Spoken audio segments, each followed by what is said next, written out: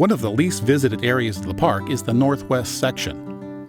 Here you'll find remote trails, beautiful lakes, off-the-grid homesteads, rafting, and surprisingly, a pretty darn good bakery. We're going to head up the North Fork Road towards Polebridge, and then beyond to Bowman Lake. You'll have to take a private vehicle to get there.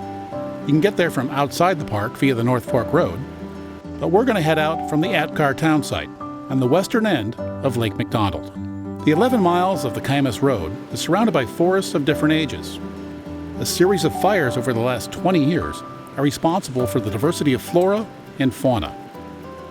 The well-maintained park road has the highest speed limit in the park, 45 miles an hour.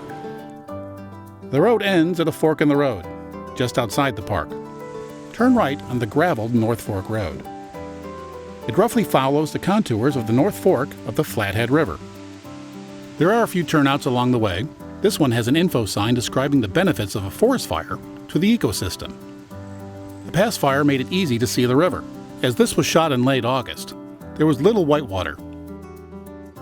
Local outfitters provide transportation and guide services for what is surely a most memorable trip. After 30 to 40 minutes, you pass a few old homesteads. The area was settled about 100 years ago, and there are still a few folks who stay here year-round, though they are well off the grid. Yep, the power lines stop about 20 miles back.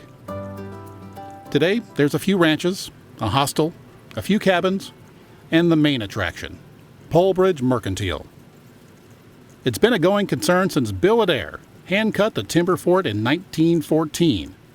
His original house is next door. Today, it's the Northern Lights Saloon. The nearby clearing holds the rustic hostel, with both dorm-style and private rooms. There are even a few cabins. The kitchen and outhouses are shared. And you can even rent a canoe. Solar panels provide much of the power. A generator provides the rest. The Merc was once a general store. Since 1991, it's been an off-the-grid bakery. All the items are baked fresh on site by a staff that lives on site.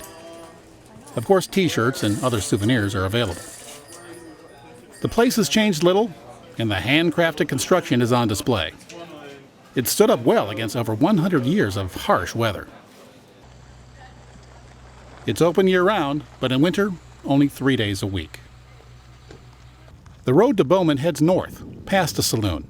Back in the day, this was a residential street. Most of the home sites are long gone, but you can see evidence of the old buildings, along with past forest fires. About a mile later, the road turns right to cross a bridge over the North Fork River. Almost immediately, there's a ranger station, indicating we're about to re-enter the park. From there, the park road gets rougher. A couple of yards after the park gate, there's another fork in the road. Go to the left for 14 miles, and you'll end up at the beautiful Kitla Lake.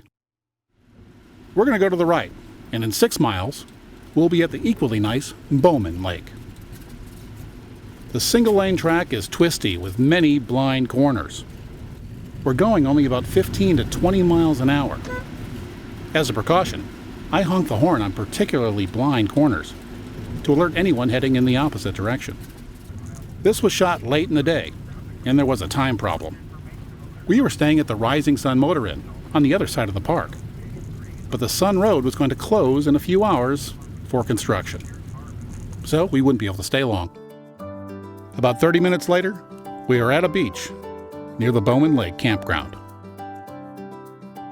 The water is remarkably clear, and the setting just about defines tranquil. Turns out it's a great place to canoe, too. I only wish we could have stayed longer.